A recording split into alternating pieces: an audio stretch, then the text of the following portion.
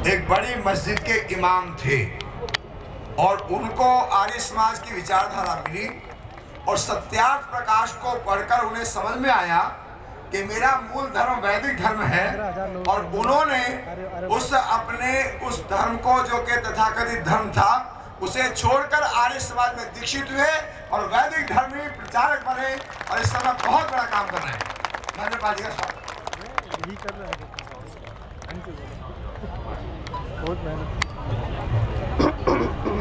आदरणीय महाशय जी से मेरा अनुरोध है कि वे और आदरणीय सन्यासी वृंद जो यहाँ उपस्थित हैं, भाई वागी जी से मेरा अनुरोध है कि कृपया आगे आएं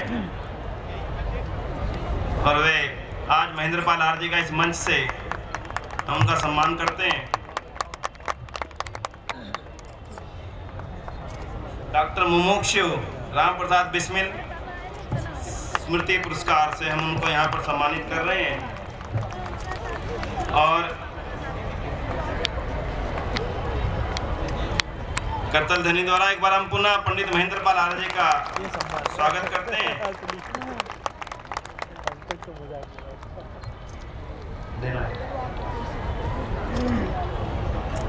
जूम करके लिया क्या? हाँ मैं जूम में पूरा जूम कर बना लो वीडियो बंधुओं, महर्षि स्वामी दयानंद के एक प्रेरक शिष्य आदरणीय स्वामी श्रद्धानंद जी महाराज के जीवन पर बनी फिल्म आह्वान का भी आज यहाँ पर हम लोकार्पण इस रूप में कर रहे हैं। अभी तक ये सीडी जनता के लिए उपलब्ध नहीं थी। गत दिनों साधना चैनल पे आपने इसका प्रसारण देखा था। आज आप इस मूवी को यहाँ पर देख सकते हैं।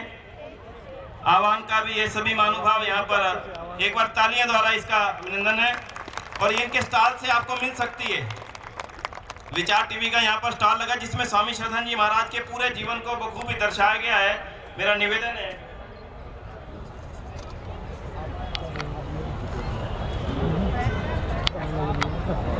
पंडित जी को इतना पंडित जी चलेगा।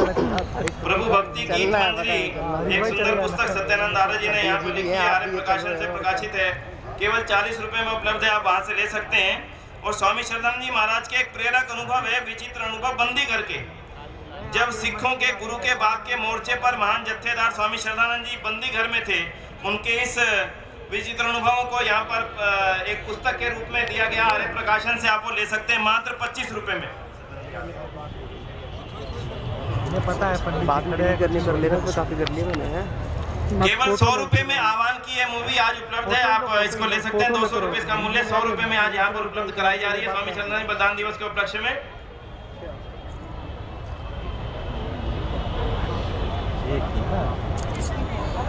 शुरू कर दी थी ना आपने पहले। बहुत बहुत धन्यवाद सभी महानुभावों का। मैं निवेदन करूंगा काम करो आप पंडित महेंद्रपाल आर्य जी से वे आए और वेद के संदेश को जो स्वामी श्रद्धानंद जी ने दिया था उसको हम सभी के बीच में चालू है। थोड़ा सा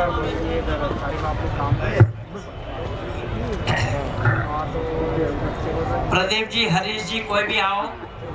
चलो जाओ। मैं यहाँ पर रिकॉर्डिंग कर यार, आप चले जाओ।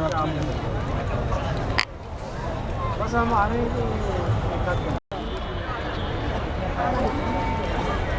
दिल्ली आर्य प्रतिनिधि सभा के माननीय प्रधान जी,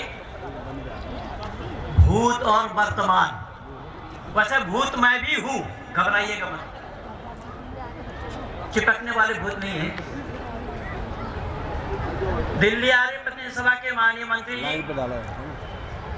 केंद्रीय आर्य प्रतिनिधि सभा के प्रधान, मेरे पितृतुल्य वयोवृद्ध दानवीर, परमपिता परमात्मा की अनुकंपा है कि इस उम्र में भी भागा दौड़ी करते हुए वैदिक सिद्धांत को जन जन तक पहुंचाने के प्रयास में बाबूजी रत हैं।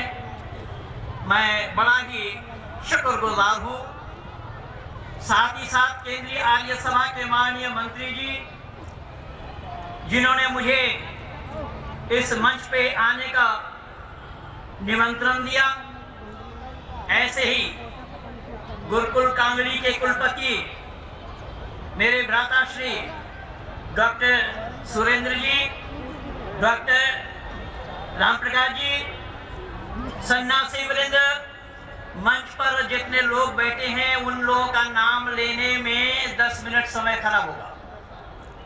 मैं थोक में ही सभी विद्वान जनों को संबोधित कर रहा हूं, अधिकारी वर्गों को संबोधित कर रहा हूं और उपस्थित सभी धर्मप्रेमी सज्जन मिलन एवं मान्य मातृशक्ति को संबोधित करते हुए केवल 2 शब्द कहना है।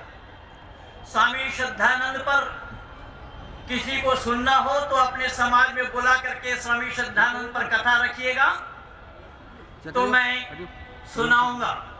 लेकिन आर्य समाज तो स्वामी श्रद्धानंद पर कथा, वेद पर कथा तो होती नहीं है, गीता पर ही कर रहे हैं। वो क्यों कर रहे हैं ये मैं नहीं जानता हूं।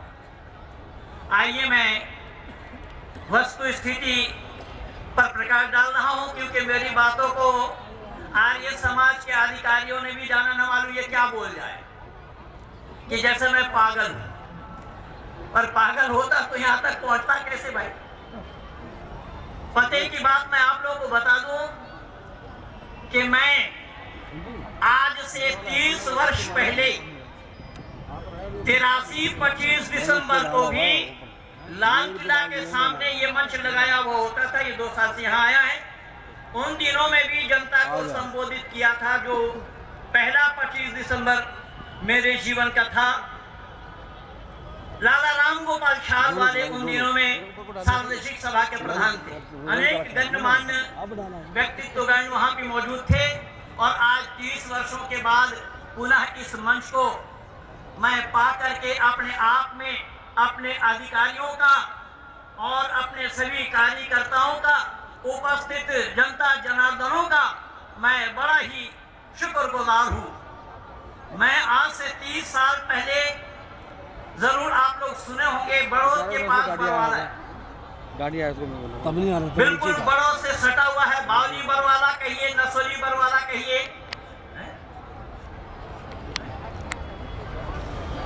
एक मिनट, मैं कौन हूँ पहले परिचय तो बोलूं, बेद के ऊपर ही तो बोलूंगा। अरे मैं हूँ कौन जो बेद बोल रहा हूँ? मैं प्रमाण इकट्ठा करके दे रहा हूँ। अभी हमारे जो कमिश्नर साहब बंबई में थे, जो बागपत जिला से एमपी बने हैं, उनका गांव नसोली, मैं था बरवाला। और उस इलाके के हमारे भाई करण सिंह जी जो हमारे बड़े पुराने मित्र हैं, बिराल के हमारे भाई जो कि रिपु दमन सिंह जी यहाँ पर मौजूद है, बहुत सारे लोग हैं। मैं निवेदन कर रहा हूँ, मैं उन्हीं के नसोली और बरवाला बिल्कुल सटा हुआ गांव है। दोनों गांव को एक नाम से ही संबोधित किया जाता है। मैं वहीं पर ही बड़ी मस्जिद का इमाम था। 1983 30 नवंबर को गुरुकुल इंद्रप्रस्थ के संचालक उन दिनों के स्वामी शक्ति वेश जी के माध्यम से सत्याप्रकाश मिली। उस समय मैं हिंदी का हा नहीं जानता था। उर्दू वाली सत्याप्रकाश को, जिसके 14वां समुल्लास के फुटनोट में कुरान का हूबहू आयत दी हुई है, उसी समुल्लास पर मुझे भी संदेह हुआ। उस समय एक काफिर के साथ कुरान का क्या ताल्लुक पड़ा, क्या संबंध है? उसी समुल्लास को मैं पढ़ना चालू किया और उसी को बेस बना करके मैंने 25 जगह मुस्लिम इंस्टीट्यूटों में प्रश्न लिख लिख करके भेजा, जिसके ऊपर में अरबी में लिखा उन्जुर इला मा काला वला तंजुर इला मन काला, कि मैं कौन कह रहा हूँ मुझे ना देखे, मैं क्या कह रहा हूँ उस पर विचार करें। पर मेरे जो सवाल थे उन सवालों का जवाब आज तक नहीं आया है और मैं कयामत तक समय दे रखा हूँ। अगर विश्वास ना हो तो इंटरनेट को खंगाल लीजिए, पा जाएगा। उन दिनों में भी भाई राज सिंह जी के साथ मेरा परिचय हुआ और राज सिंह जी ने साया बन करके मुझे आगे बढ़ने और बढ़ने के लिए, बढ़ाने के लिए उनका भरसक प्रयास रहा।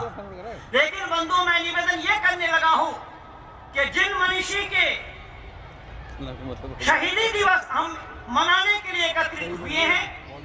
यद्यपि अभी 23 तारीख को भी बंबई आर्य प्रतिनिधि सभा ने मुझे सम्मानित किया और वहां पर भी मैं अपने वक्तव्य दे आया हूं, नेट पर भी डाल दिया हूं, उसे देख लेना। नेट से बहुत ज्यादा लोग जुड़े हुए हैं, आर्य समाजी लोग तो जुड़े हैं, गैर आर्य समाजियों को मैंने ज्यादा जोड़ा, वैदिक सिद्धांत की जानकारी उन लोगों को कराता। स्वामी श्रद्धानंद की जीवनी से हमें दो बातों की शिक्षा मिलती है। पहली बात है वैदिक गुरुकुल प्रणाली शिक्षा और दूसरी बात है शुद्धि आंदोलन। तो शुद्धि आंदोलन जिन दिनों में स्वामी श्रद्धानंद चलाए हुए थे, ये मत समझिएगा कि आज ही विरोध हो रहा है। अरे विरोध तो उस समय भी हुआ था और उस समय विरोध करने वाला बैरिस्टर था, बैरिस्टर। लेकिन उन बैरिस्टर की बैरिस्टरी फेल हो गई थी, स्वामी श्रद्धानंद को रोक नहीं पाए। अब स्वामी श्रद्धानंद बिना रुके ही चलते चले गए और यहां तक के दिल्ली के जामे मस्जिद के मेंबर पर जाकर खड़े हो गए। स्वेच्छा से नहीं, मुसलमानों के बदौलत। मुसलमानों